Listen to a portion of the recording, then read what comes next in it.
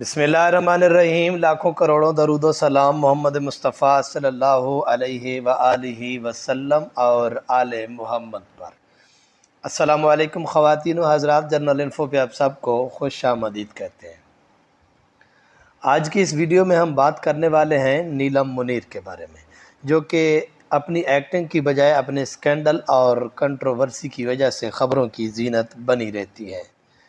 यानी कभी अपने खुफिया अफेयर या फहाश डांस की वजह से अक्सर सोशल मीडिया पर वायरल रहती हैं। तो इस वीडियो में हम आपके साथ नीलम मुनीर के चंद ऐसे हक़ाइक़ शेयर करने जा रहे हैं जो कि आप नहीं जानते होंगे। दोस्तों, नीलम मुनीर 20 मार्च 1992 को सवात में पैदा हुई, लेकिन नीलम की फैमिली कराची में रहती थी और नीलम भी वहीं पर पली बढ़ी है और अपनी तालीम भी कराची से इसने हासिल की। नीलम का ताल्लुक़ एक सख्त पठान फैमिली से है, जहां लड़कियों को आम तौर पर घर से बाहर निकलने की इजाज़त नहीं होती।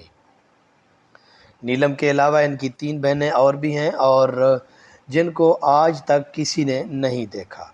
नीलम अभी 3 साल की थी जब इनके वालिद की डेथ हो चुकी थी और नीलम को बचपन से ही एक्टिंग का शौक़ था।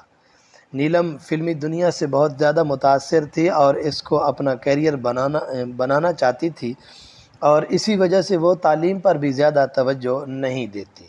नीलम अभी 9th क्लास में थी कि इसको एक ऐड में एक्टिंग करने की ऑफ़र आई, लेकिन नीलम ने इस ऐड के बारे में अपने घर वालों से जब बात की तो नीलम की वालिदा ने इसको साफ़ मना कर दिया और इसकी वजह ये थी कि नीलम के फ़ादर की पहले ही डेथ हो चुकी थी और इसका कोई बड़ा भाई भी नहीं था जो इनका ख्याल रखता। तो नीलम ने ज़िद करके अपनी मां को मना लिया।